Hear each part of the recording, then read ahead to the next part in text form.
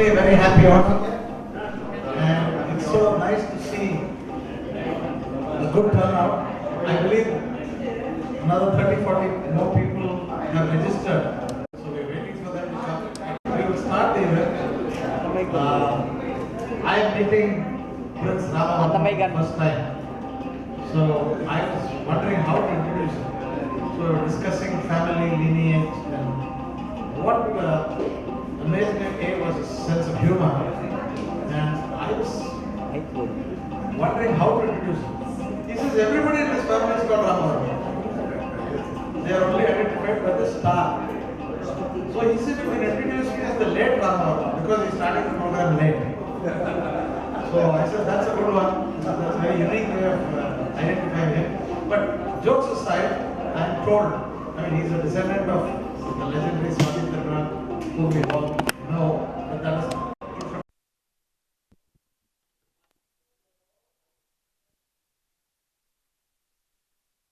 Swati Rama Varma. Aswati is in Tamil, Ashwini. So, great pleasure in inviting him. And I'll hand you over to you. You can take over right now. So, welcome you, sir. Please. Thanks so much for coming.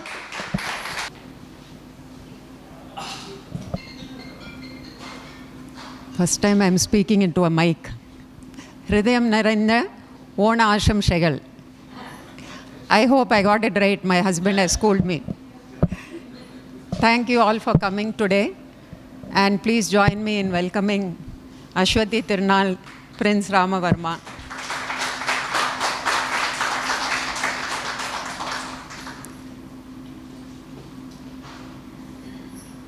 Very happy to have him here. I think the music knowledgeable Chennai crowd will already be familiar with him.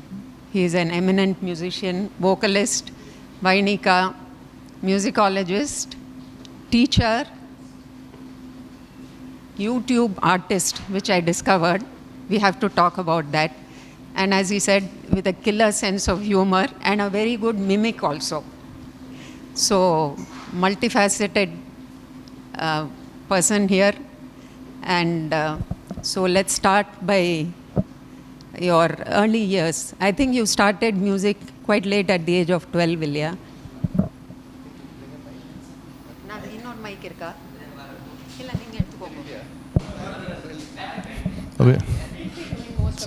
No, we'll keep passing the mic. So now I'm 55 years old, and normally if you look at the careers of most musicians from the past and present also, they start lessons by the time they are 2 or 3. Usually they have a parent or a grandparent who's an accomplished musician, whether they are professional or even amateur. So they start lessons and they start giving small programs by the time they are 10 or 12. But in my case, I started first lesson only when I was around 13. So which is most of my colleagues had started performing by that time. But then I kind of became addicted to music very soon, not immediately, after around 2 years of study. The first lessons were very boring. So what we listened in the concerts was one thing, while what my guru was teaching me was something else, just the sarigama. So initially I was not interested, and later I became hooked. So after school, I didn't want to further my studies and academically, but my family said, no, you have to get a degree. So your mic has come. But then I would go drive from my home, pretending to go to college, and actually go to my music teacher's house and and learn music. You belong here, I think, Ilya? Yes, absolutely. And then, of course, I never got married and never got a job either.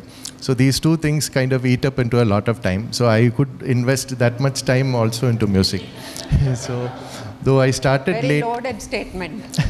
So though I started late, by the time I was around 30, I could kind of catch up with my colleagues.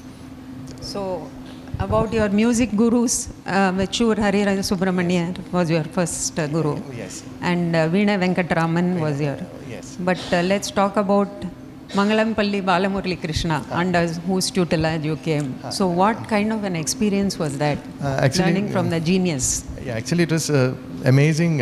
Each of my gurus, at that position in my life and career was the best thing that could have happened. My first guru, who remains my most important guru even now, he was very straightforward, very idealistic, very moral. Like, it's hard to find a person like that these days, because of which he was not famous at all. He had around 4 concerts a year. So more than 360 days a year he was at home and available. So I could just keep learning from him. He was Shammangudi's disciple. But these days, many people are identified more by mannerisms than if you have a certain mannerism, or have a Balamurli or Shamangudi, GNB, any person, immediately they are identified, oh, he's that Bani. But my guru did not have typical Shamangudi mannerism, though the content was very sterling Shamangudi material. So I was with him literally till the day he passed away.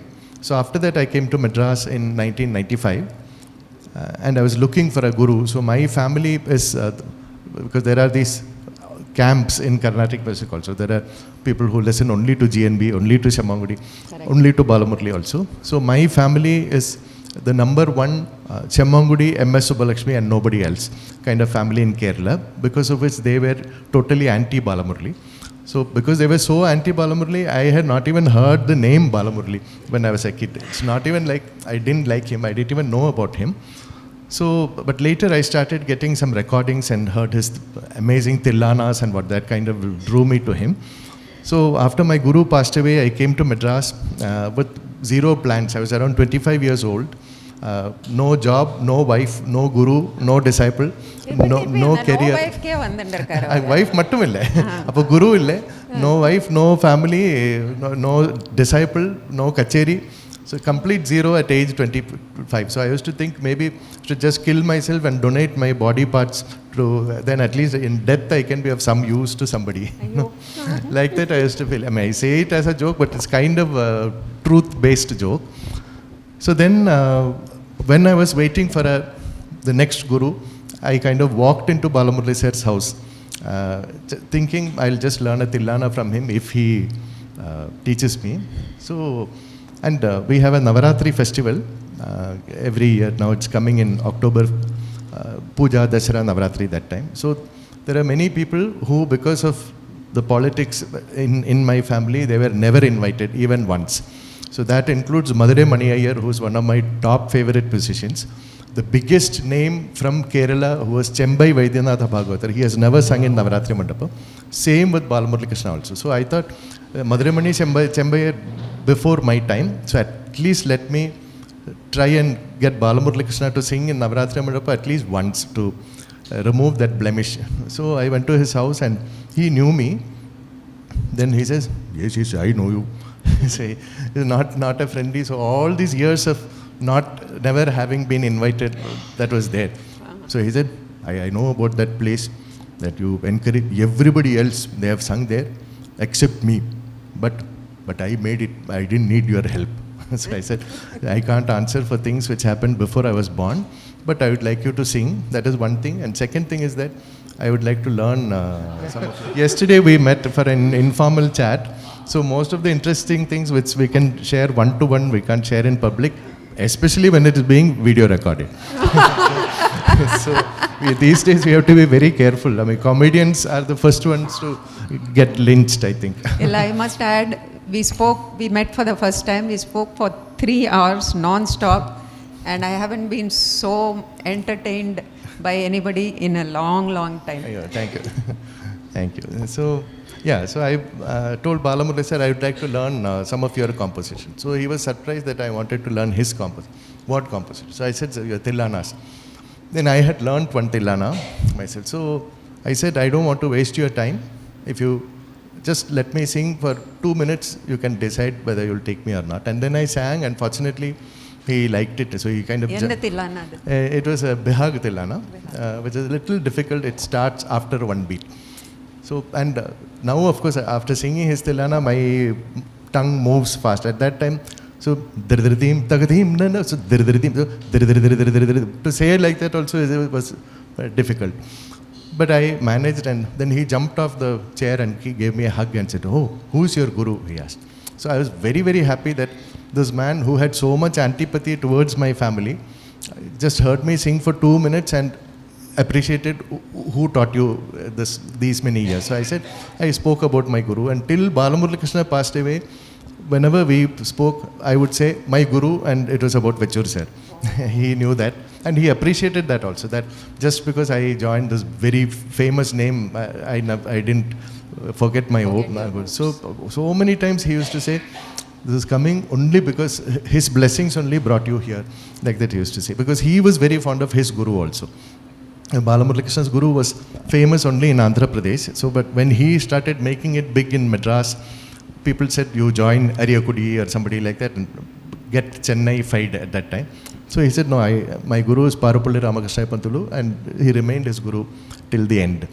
So that he gave a lot of value to someone who remembers the guru in the right way. So then I didn't know, I didn't even have 5% idea of what all Balamurali Krishna has done as a composer. Completely forgetting his music as a singer or voice or range, or leaving aside all that. So then he took out a book called Surya Kanti, which is now out of print. It had around 120 compositions of his, Tilanas, Varnams. So I am looking at this and I have not heard any of these pieces. So I said, so what is this piece? Then he would teach me. Then like that, there's no official joining him as a disciple or something, but we just hit it off naturally, and I spent 18 years with him. So during those 18 years, what people normally do, again, to repeat myself, to get married or get a job or even learn other songs, Pancharatnams for example. Even now I can learn Pancharatnam, but I specifically concentrated on compositions of him and some songs which only he knew, which I couldn't get from any other source. Like many Purandaradasa songs, Bhadrachala Ramadas, Annamacharya, Sadasiva Brahmendra, Jayadeva Ashtapadis, then lesser known composers like Mallekonda Ramadasa, Yadla Ramadasa, then Balamurali Krishna's own grandfather Prayaga Rangadasa, Kaivara Amara Narayana. Like I had not even heard these names actually till when I joined him. And somebody spoke Kannada, somebody spoke Telugu. I couldn't even identify that this is Kannada, they all sounded the same. Even now they look the same, the script looks like jalebis only. So, but after learning from him, so many windows opened, like the amazing legacy of Purandaradasa. It is like you go through the literature of Purandaradasa, you feel nobody has said anything new after him, though he was 600 years ago. Anything that is to be said, this man has already said. And you attend Bhagavata Saptaham or so, 7 days somebody chants Bhagavatam and explains the things. After each story there is a lesson. Oh yeah, that Purandaradasa song has said this. Like that, instead of making it very preachy or whatever, beautiful and beautifully encapsulated in simple lyrics which can touch the heart and reach the common man. He has completely captured the spiritual essence of our Bharat Samskar in his compo, Purandaradasa. That's why he's called Sangeeta Pitamaha, the great grandfather. But unfortunately, outside Karnataka, even now, I feel not many people have really gone into the literature. You forget the tune, just the Sahityam. It's very, very, as we were discussing. If you would like to, yes, demonstrate. As we were discussing yesterday, from the Bala Leelas of baby Krishna doing naughty things, which is very, very, very tender and beautiful, to hard social commentary. There's nothing he has not covered. So. You were also talking of the regionalism in Carnatic music, like some, Tamil, there's songs that are only known in Tamil Nadu, only known in... I call them state secrets because there is the Andal, Tirupavai, the Alvars, the Nayanmars, they are Divya Prabandham, Arunagirinathar, this all remains in Tamil Nadu. While other than Purandaradasa, there are so many other dasas or dasa parampara which remains only in Karnataka. And same, Telugu means Tyagaraja is Telugu, but so much Annamacharya, Bhadrachala Ramadas they have done, that remains in Andhra Pradesh. So I don't claim to be a master in any language, but more than scholarship, I have the love for the language. So I learn a Purandaradasa song, learn the word by word meaning. Oh my God, this is too good not to be shared. So if I give a concert in Tamil Nadu or Kerala also, I explain the meaning in English or in Malayalam or Tamil, whatever language, and ensure that receptive people at least get it. So then because this I learned from dancers, because dancers, before they perform an item, they will explain the meaning. So they will show the mudra with the hand. So that then when you see it, you understand what's happening, even if you don't know the language of the Varnam or whatever they are singing. So I find that that is one main reason why many people don't connect with Carnatic music, because they are singing something we don't understand. Half the time singers themselves don't know what they are singing. That's a problem.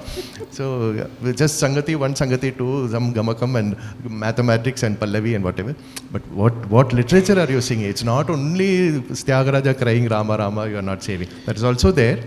But so much other Sahityam content is also there. So. Also, coming to this Navaratri Mandapam, and what are the changes that you brought? Maybe everybody is familiar with Navaratri Mandapam concerts, or we can give a small. Yeah, Travancore kingdom extended from Kanyakumari till Alve near Cochin. So after the linguistic division of states happened, which is one of the most stupid things ever, I mean, I feel language is the beautiful thing to connect people. I mean, I speak, I sing a Bengali song and Tagore song, and a Bengali heart will open. So, oh, you are Marathi, you are Bengali, I am Malayali, this is Tamil. So to divide that is totally stupid. While musicians, Mohammed Rafi and so many people have done the opposite. Emma Subbalakshmi, they've all used language to bring people together. I mean, that's just an aside. But when linguistic division happened, the eye of India, Kanyakumari, which belonged to Travancore, went to Tamil Nadu. And to compensate for that, some land was given near Mangalore and near Kasargod to Kerala, while all the people there are Kannadigas. And their heart beats for Karnataka only. So I know, because I used to teach in a small village there, many families, they send their children 30 kilometers by bus across the border to learn at a Kannada medium school, though they live in Kerala now. So that is the sad thing. But when Travancore was Travancore, near Kanyakumari and Shuchindram, there is a famous Shiva temple. There is a palace called Padmanabhapuram. So Padmanabhapuram in a place called Takkalai in current Tamil Nadu. That was the capital of Travancore. While Maharaja Swadhitirunal was obsessed with Sri Padmanabha Swami in Trivandrum. So he would keep going to Trivandrum. And finally he says, I can't be away from you. And he shifted the capital to Trivandrum from Padmanabhapuram. The distance is not much, only 50 kilometers or something. So then in Padmanabhapuram, there is a small temple. Now Padmanabhapuram Palace is there, which is worth seeing on the way to Kanyakumari. The funny thing is that Padmanabhapuram Palace and the land around that still belongs to Kerala Archaeological Department, though it is inside Tamil Nadu. So that is a kind of island of Kerala. Bureaucracy. Yeah. So there's a temple with an idol of Saraswati, which was worshipped by Kambar. So Kambar Ramayana Metina, Kambar. He used to worship that Saraswati. So when it was time for him to die, he gave that idol to the then ruler of Chera Maharaja of that area, which kept coming down to Travancore Maharaja. Then Swadhitirunal, the Travancore Maharaja, before Swadhitirunal, had given word to this Amma Saraswati, who was like our Paradevata, that wherever we are geographically, we will conduct Navaratri properly. So, but then every year, this Saraswati idol is brought to Thiruvananthapuram and Navaratri festival is conducted.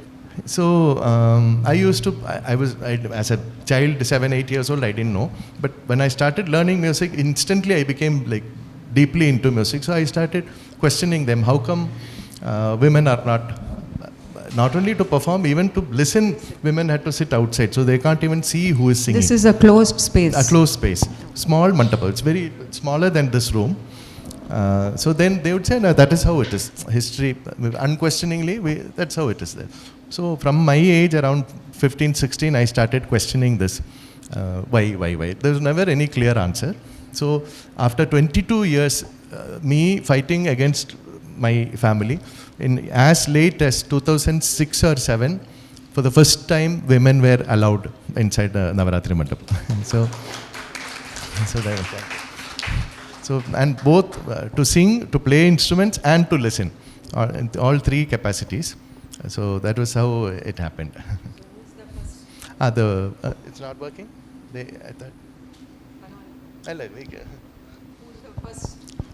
So the first lady to perform, that was because only once that can happen, the first time. So my guru, Vechur Harir Subramaniar, he had a colleague who lived in the same Agraharam with him called Parasala Ponnamal. So Parasala Ponnamal teacher I was not acquainted with her. I knew her, of course. So she was 82 years old at that time, and I had no idea whether she was alive, whether she was singing. So I found out that she was alive and well and taking classes at home. So with no prior knowledge, I found her house and just walked in. The decision was taken immediately after Navaratri. So there was 1 year time till the next Navaratri. So I went and met her and said, the decision was taken that Navaratri Mandapam is open to women and I want you to be the first woman to say. She was like completely zapped and she said, I don't even know whether I'll be alive next year at this time. So I said, I don't even know whether I'll be alive tomorrow. That we don't know. So if you are alive, will you sing? So then that happened. So then there's a lot of media coverage locally in Trivandrum. And exactly at that time, YouTube was invented. So I posted a video of hers in YouTube. Then people started writing to me asking, who is this lady? And I would give them her phone number. And then at age 82, her career just took off. So she sang in Madras many times. She sang in Shanmugananda, Bombay, in Bangalore. And at age, I think, 93 or something, she did a 15-concert tour of the US also. So, and she got Padma Shri. So in fact, by the end, if you enter her house, from the entrance till the back, there will be just awards. So she got, I think, more than 350 awards. The all house, after 80. After 82. So after this. So she would say, I don't have space to keep these things because they just, every time I go, they just come and give me an award. I don't know what to do, like that. It's a beautiful story. And only because of pandemic and lockdown, she was not sick or anything. She was 96, 97 at that. I was hoping she will sing till 100 because it looked like she could make it. But suddenly lockdown happened. She was stuck at home. She enjoyed meeting people and traveling and giving concerts and whatever. So just sitting at home indefinitely alone. She had a nice family, very sweet family. But still the interaction with other people.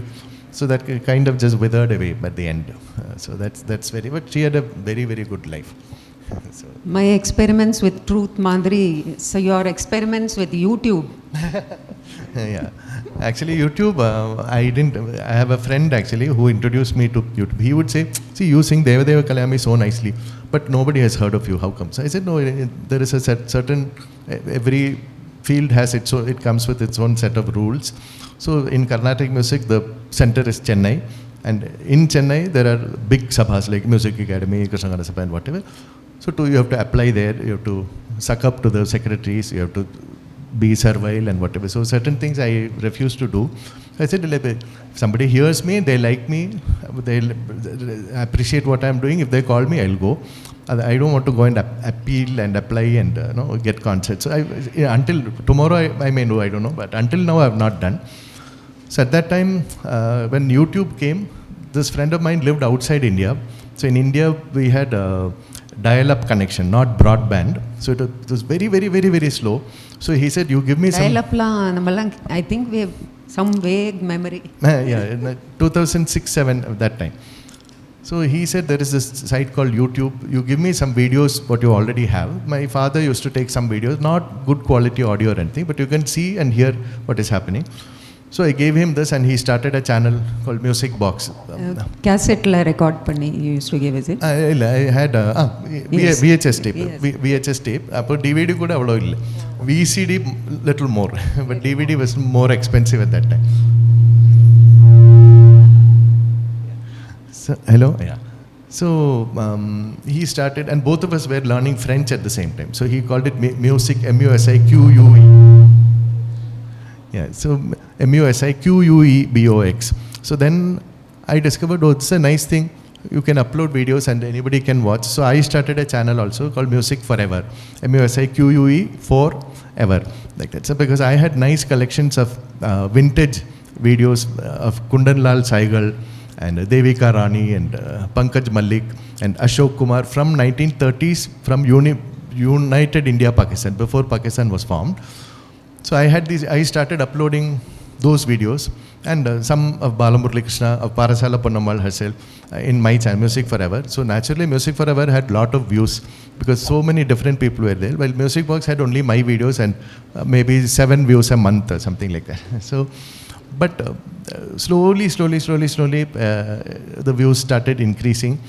And until the pandemic, I never made videos for music. They were existing videos of concerts or teaching sessions which would be shared. But pandemic happened, lockdown happened, there was no idea whether we'll survive or whether we would ever get out or what was going to happen.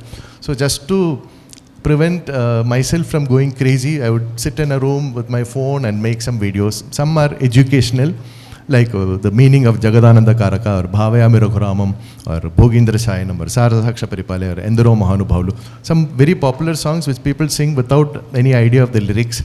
It's not like I knew the lyrics. I learned the meaning. It was educative for me also. So, and kept sharing these things. And I started teaching online, which I never did until the pandemic. So online students, many of them were very small, like 3 years old, 5 years old. So I'd make some silly videos also, which these kids liked a lot. So, but that pandemic turned out to be a very... Silly incorporating music. And some incorporating music and... And your note to Swaram. Note to Swarams, of course, they are yes. Sweet. See, for example, in Sound of Music film, there is an Edelweiss song, which is very beautiful. So I wanted to sing that and found a karaoke track where Edelweiss, he sings like that, but in between one of the kids sing. So the one female voice will come in between. So I didn't have anybody else. I was sitting alone. So when I sing Edelweiss and the female voice comes, I had a mini chicken doll. So I would just show it as though the chicken is singing, like that. Some small things like that. But small kids like that. So, but during pandemic, so many views increased in my channel. And now it has come to, I think, 23 million. 23. So 23 million is no big deal. I mean, this latest Tamil or Hindi film, with one day they'll get 100 million. But to sing only Carnatic music mostly, and I didn't even now I don't have Facebook or Instagram or Twitter. So just this YouTube, and I never did self-publicity. Whoever happens to watch, they watch, and if something is nice, they would share with a friend. Like that. In fact, I have no idea who invited me here now, whose idea it was to invite me, but whoever thought of it. Excellent idea. But thank you very much, whoever got that idea. I actually don't know whose idea it is to. So if you are enjoying this interaction, then you can also find out who invited me and tell me. So if we don't find out, I don't know what it means. Yeah. And actually, you know who invited me?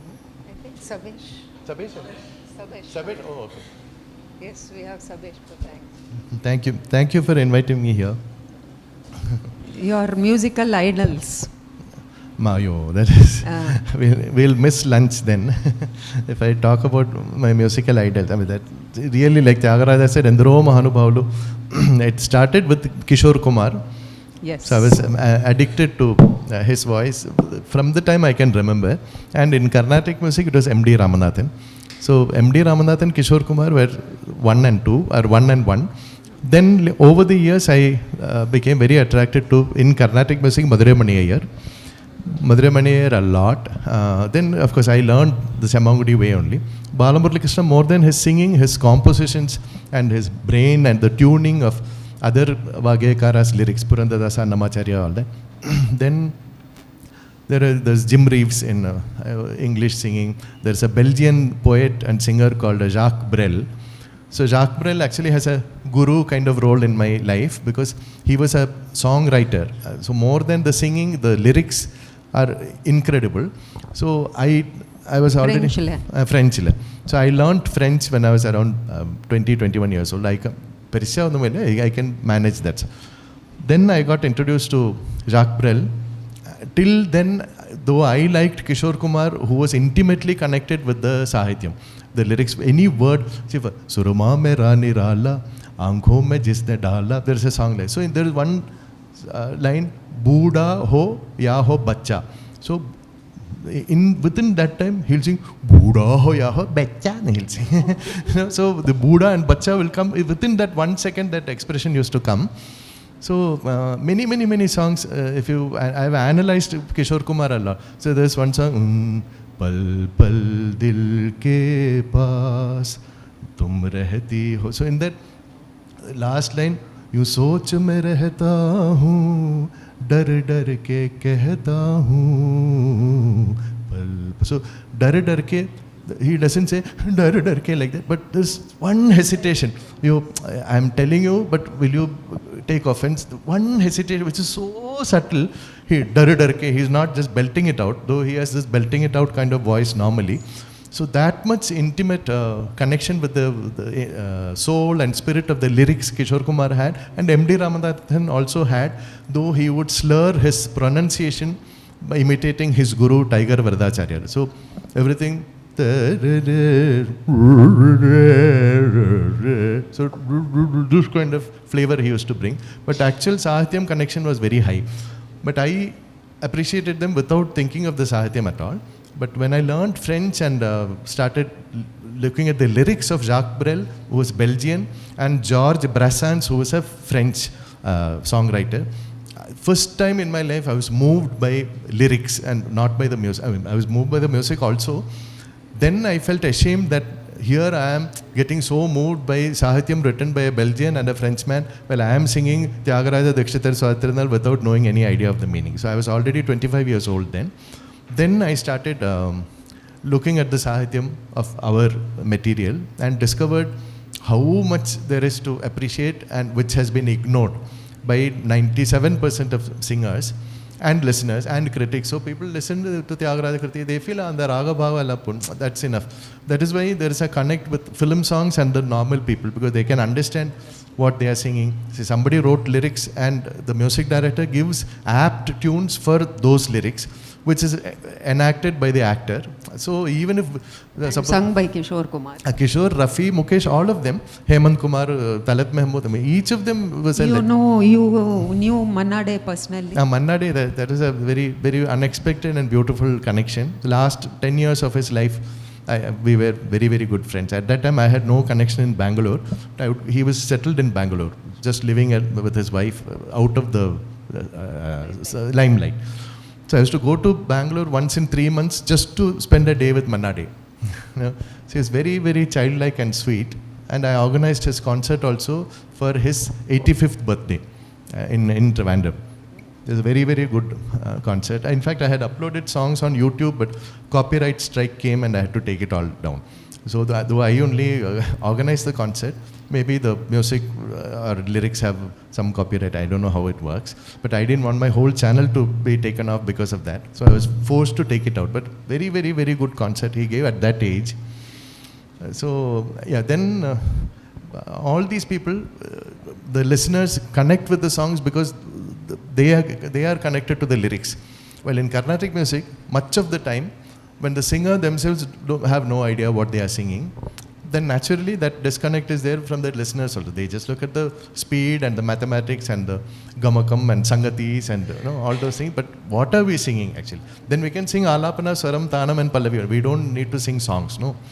So that changed very, very big time. So people who are used to listening, Vata Pigana Patim Bhajeham Varana, you stop. So actually Varanasyam. So Varanasyamvara. So Syamvara has no meaning at all. Varanasyam. So we just have to take little bit of Varanasyamvara. That's all. But when people are used to hearing something again and again and somebody sings it correctly, he's changing something, they get disturbed. So, which M.D. Rama Nathan sang correctly, Balamurali Krishna, K.V. Narayanaswamy, T.V. Gopalakrishna, there is many people who sing it correctly, but they never bother to explain. See, this is the Sahityam, this is why I am singing like this. So, people would look at them in a different way, while in my case, I would explain the meaning first. Especially in a popular song also, Deva Deva Kalayami. So, Deva Deva, the God of gods, Kalayami, I am contemplating. Te Charanambuja Sevan, your lotus feet, serving. So, Deva Deva Kalayami, Te Charanam. So Te Charanam, while people sing Deva Deva Kalayami Te. So Deva Deva, I'm thinking of your, the Te has no meaning at all. Te Charanam only makes it complete. Or take one random line and do Naraval again and again and again and again. Sing the same half line with no meaning.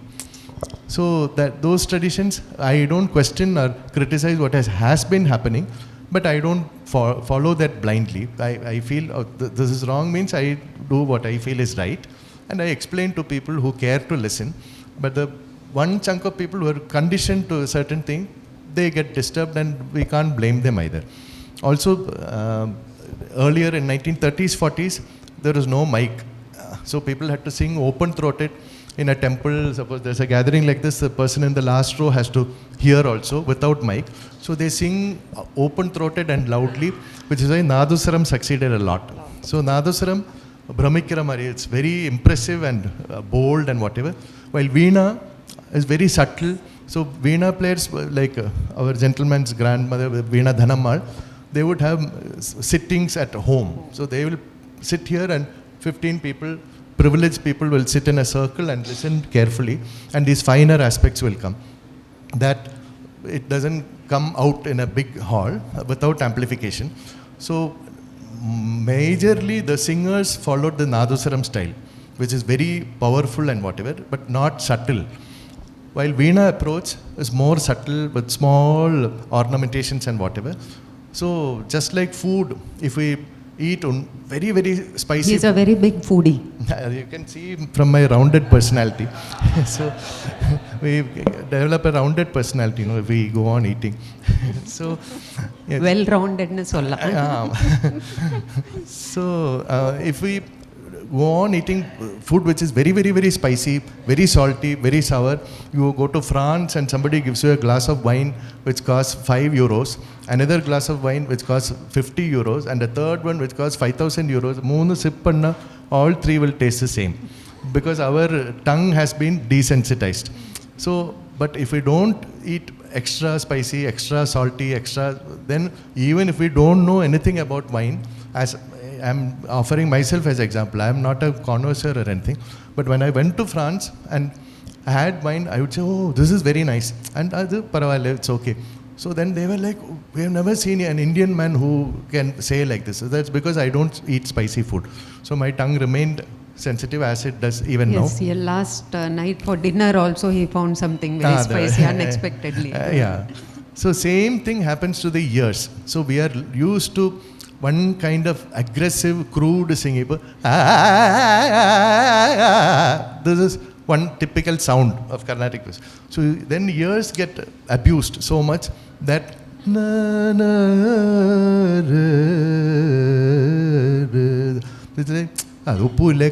it's like too. So they want that, which I call abuse. So they want that, then only they feel something is happening. So then a person who's used to that kind of aggressive singing finds my kind of approach, which is a little more refined and subtle, boring. I can't blame them because if I would have been in their position, I would have also found it. So I just feel privileged, and I had two phenomenal Veena gurus also, who were also like incredible. In fact, my main Veena guru, K.S. Narayana Swami sir, even Balamur Krishna would want to do namaskaram to him like that. He was one absolute legend, one of whose disciples was M.S. Subbulakshmi. So M.S. Subbulakshmi and I, we had a sweet relationship as Guru Bhais, because we were, more than anything else, we were co-disciples of K.S. Narayana Swami. So that is it. So the pandemic, did it change the way you teach, you were saying? Yeah, I never taught online until the pandemic came. So during pandemic, I started online classes for the first time, which made so many beautiful connections from small villages like Rajapalayam and Hanamkonda or Irinyalakuda in Kerala, Telangana, two people in Singapore, Australia and America, like different locations. So around 50 to 100 people will come each time. And somebody sings nicely, I will ask them, where are you? And it's like opening a box of chocolates, you know, you don't know what is going to come. I'm in Chennai only. Somebody will say, I'm in California. So California, what time is it? It's 4 a.m. 4 a.m. No, I got up to attend your class, like that. So if it's in Australia, they'll be staying up after dinner, midnight. So it's, and many of them I had not met in real life. Now in 2023, a few of them, when they came to India, we met for the first time. It's very, very sweet. So this is all overcoming a barrier, yeah. You were forced by pandemic to do something which is out of your comfort zone. Also that story about KL Saigal's 78 RPM and... Yeah, that is YouTube days. Even K.S. Narasamy, my Veena Guru, had he been alive now, he would have been 110 or something. He was 60 years older than me. But I would go to his house at 10:30 in the morning. So he would have his brunch at around 10:30, 11. He'll sit on a cot, I'll sit on the ground. And we'll just be talking, singing, playing Veena music. And after some time, his daughter-in-law would come and say, "Why are you sitting in the dark?" So we'll be surprised.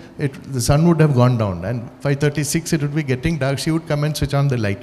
So neither of us would realize that from 10:30 till 5:30 we were just going on interacting. And he was a die-hard fan of Kundan Lal Saigal from his childhood. And I discovered Saigal during my mid-20s. I was also a die-hard Saigal fan, as was Manna Dey and Kishore Kumar, Lata Mangeshkar. They were all Saigal fans. But they were from that generation, while I was born much later. So we would talk about Saigal and analyze each composition, including the background music, and it was very, very sweet. And Saigal is one person who never gave playback and never accepted playback. So on screen, in front of the camera, he would actually sing. And that same song, he would record again in a studio for the 78 RPM record. So all the Saigal songs, there are two versions, the record version and the film version. So it is the film version which I have uploaded in my channel in YouTube. They are still there. Some of the. What is that? Is there a difference? Because the screen version, there's no time restriction.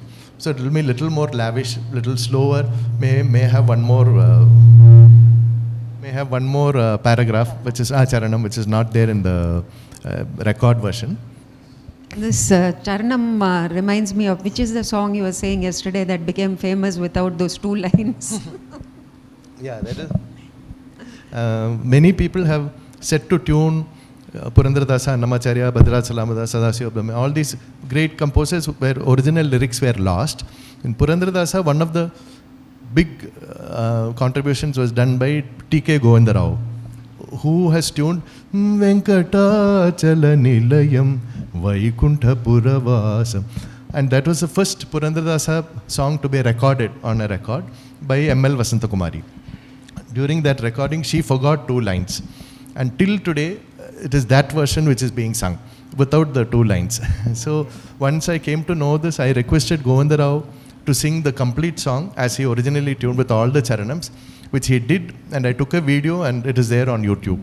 So you can search for T.K. Govindarao Venkatachala Nilayam. During his last years, he had a beard. This is when he was clean shaven. So before the Narasimha Avataram came. So, but he has sung and it's so beautiful. It's not like very complicated or anything, but just one person forgets two lines, then that becomes established. So, but this doesn't have many views or anything. Govindarao's Venkatachala Nilayam. I have not sung it yet, but if I sing it, definitely I will sing with the two and tell this also. So, how much time do we have? If stomach is grumbling, we can stop. 10 minutes. 10 minutes. Okay. And then we'll also have some questions in that. And just one last, one interesting, very sad thing that he was saying, sad to me at least. I was talking to him yesterday about, my husband grew up in Kerala, so I have a very green, rosy-eyed view of Kerala. Ellam, Pasumaya, Seripa, everything is beautiful. So I was asking him about these temple festivals. So he had some... the temple festivals usually happen from March to May. That is the hottest time in Kerala. And unfortunately, a lot of elephant abuse happens. In fact, in YouTube, there is a movie made by a lady called Sangeeta Iyer. It is called Gods in Chains or Gods in Shackles. It's about the elephant abuse happening in Kerala. So, which is very, very sad. The combination of the intense heat plus the crowd plus fireworks plus elephants being abused, it's like a time bomb. So you go to YouTube and just search for elephant attack.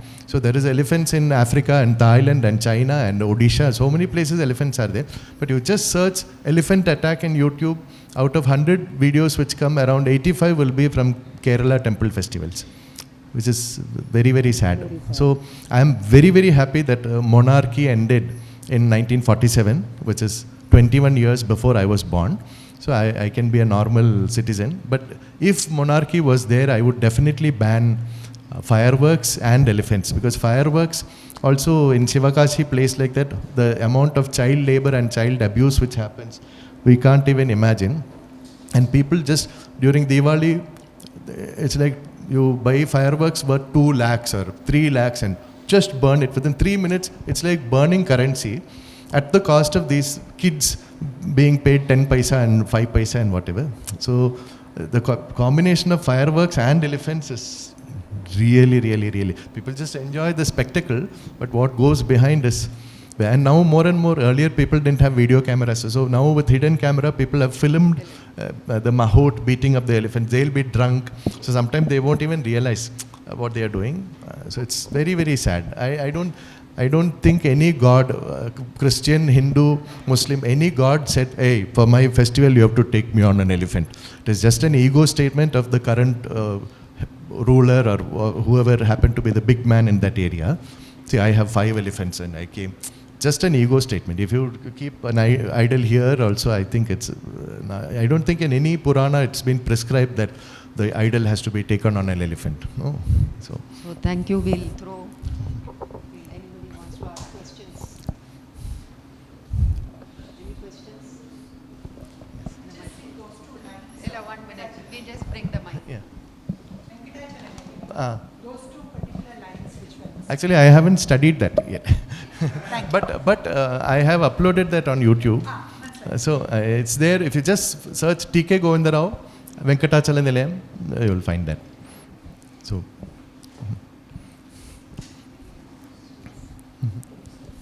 What is for lunch? That's the next question.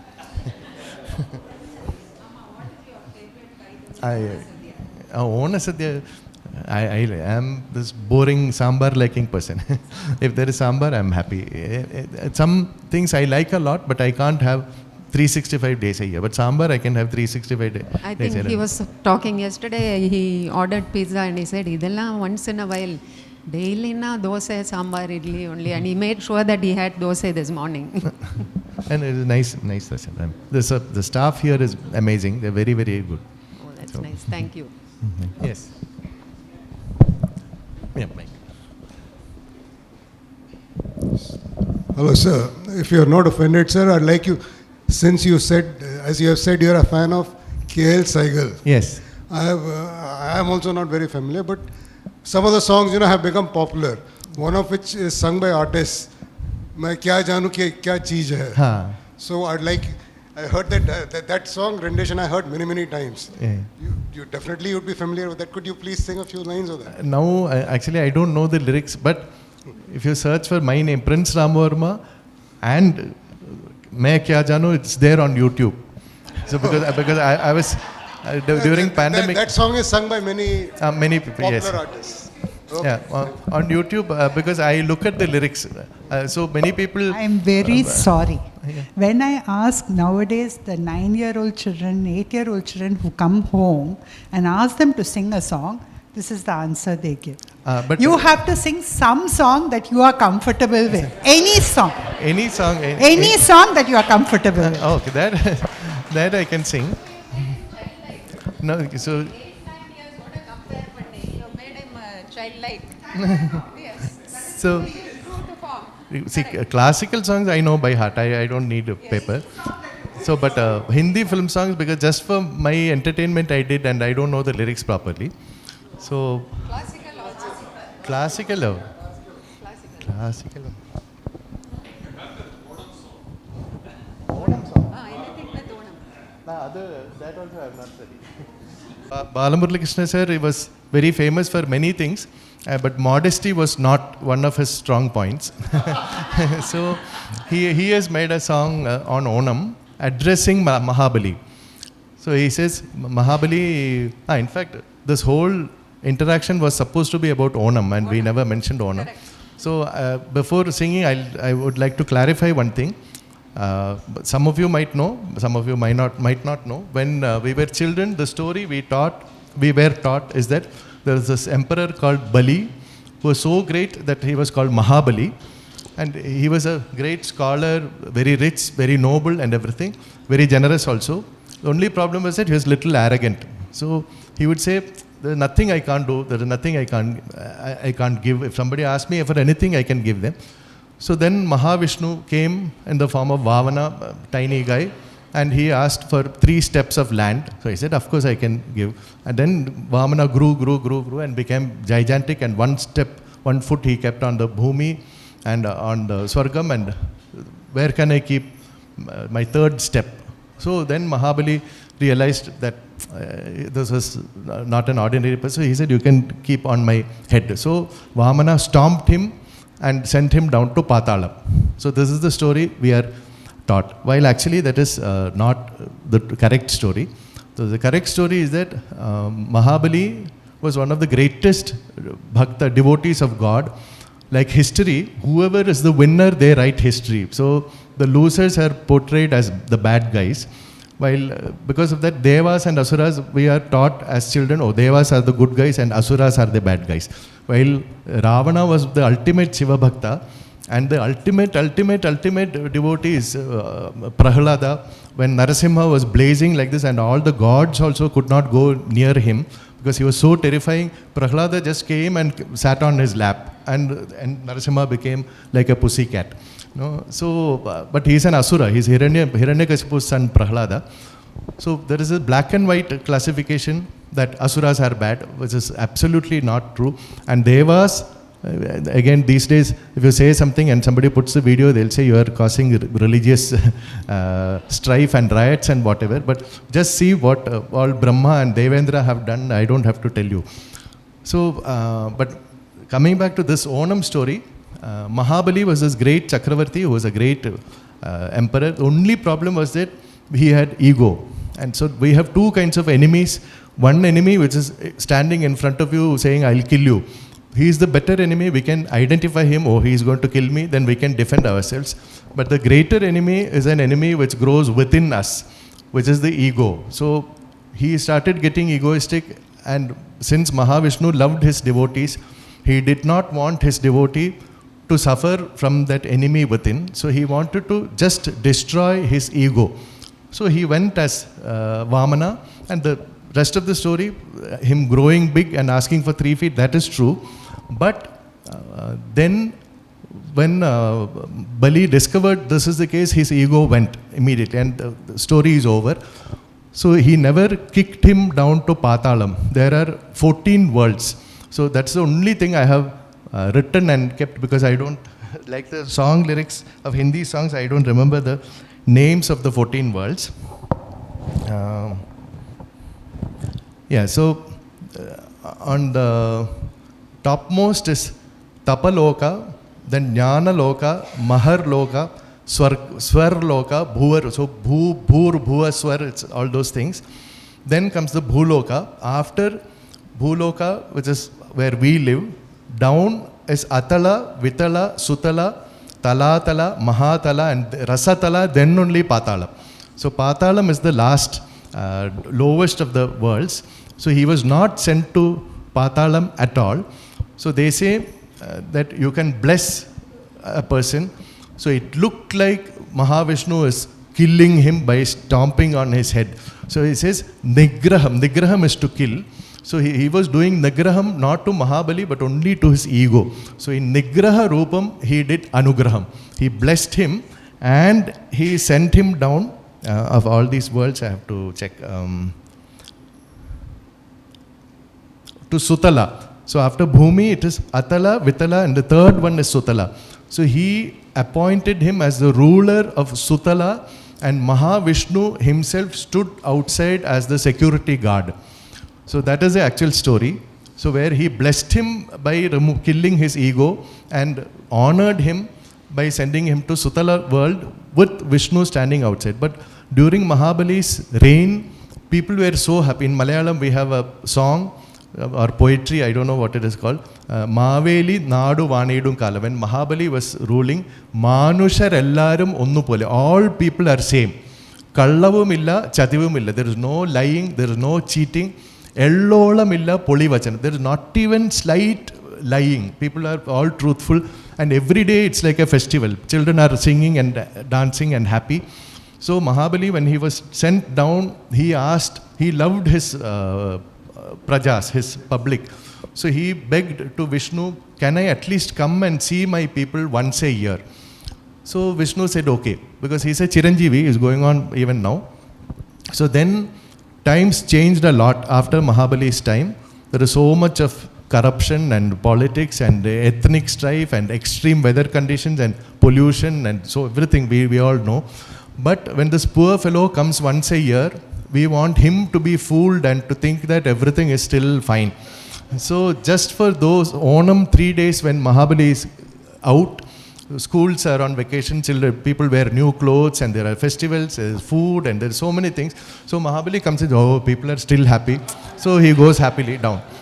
So that is the actual story. So if you know people who are into Onam, please correct them. So I didn't invent any of this. I'm just telling how it actually is. So that's the Onam thing. So yeah, so to sing a song,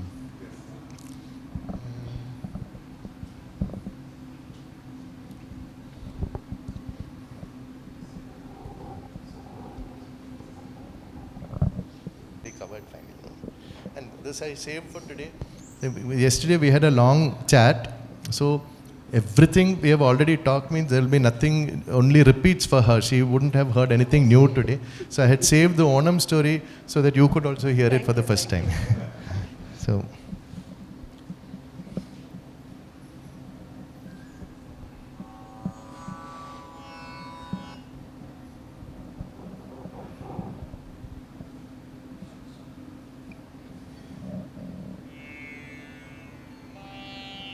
Yeah, okay.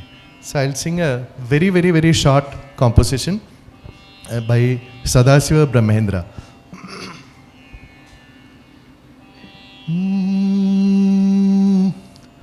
Sarvam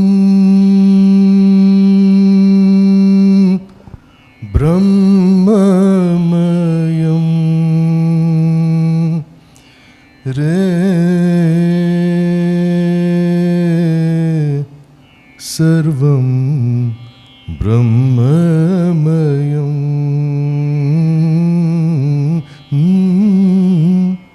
Sarvam Brahmamayam Re Sarvam Brahmamayam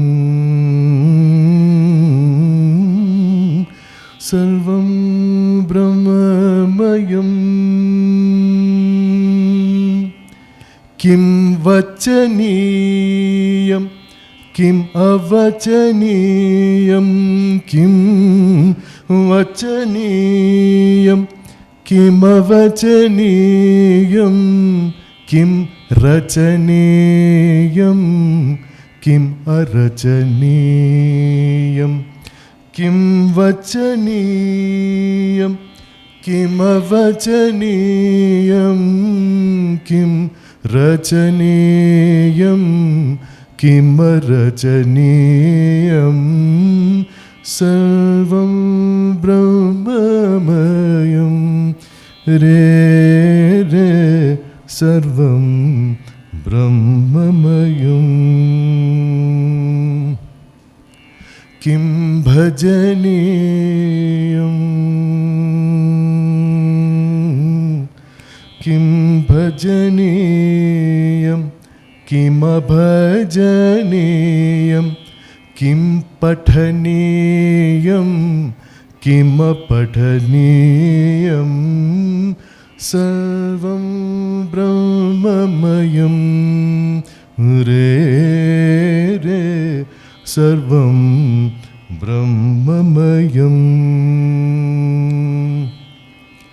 Sarvatra Sada Hamsathyanam Kartavyam Po Mukti Nidanam Sarvam Brahmamayam Re Re Sarvam Brahmamayam Sarvam Brahmamayam.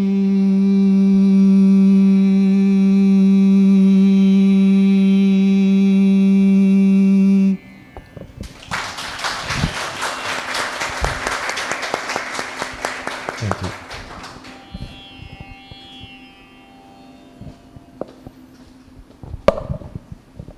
Thank you so much. I'm not exaggerating, but I closed my eyes and I thought Balamurali was singing. And that's the greatest compliment I think you would love to hear. You've proven yourself not just as a musician, your humor is infectious, and you're such an erudite speaker as well. Thank you so much. So I've heard him before at the Hindu Lit Fest, but today's takes the cake. So thank you so much. It's a pleasure having you here on such a nice day, and you've enlightened us with your wisdom, Vidvat, Shruti Suddham, everything. Thank you so much. So the usual question, Sabesh and I, once we decided to call you, the question in my mind was, what can I give to a prince? Frankly, we have nothing. I mean, yeah, we can give him a token of appreciation with a small gift, etc. That's fine. But then we said we should give him something which he cannot buy. And this is my usual marketing spiel. He cannot buy an IIT mug. So I'm going to request First Lady Girija, another Mallu, to give away the gift to another Mallu. What better? Actually, I thank Sri Sabesh for inviting me here, for all of you for coming out this beautiful Sunday morning, for the lovely hostess I got who brought out the best in me. And now I have a story to tell my friends. I can say I went to Madras IIT and got mugged.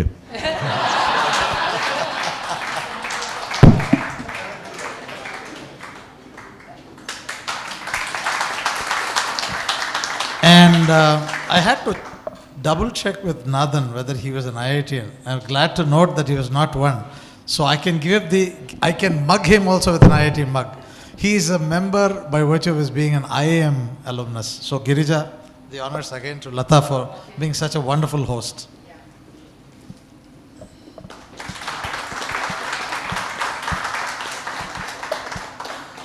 Thanks for being such a wonderful audience. We have Trishur Narayanan, who's come all the way to curate today's menu, and I hope it meets your expectations. Thank you very much. Lunch is served.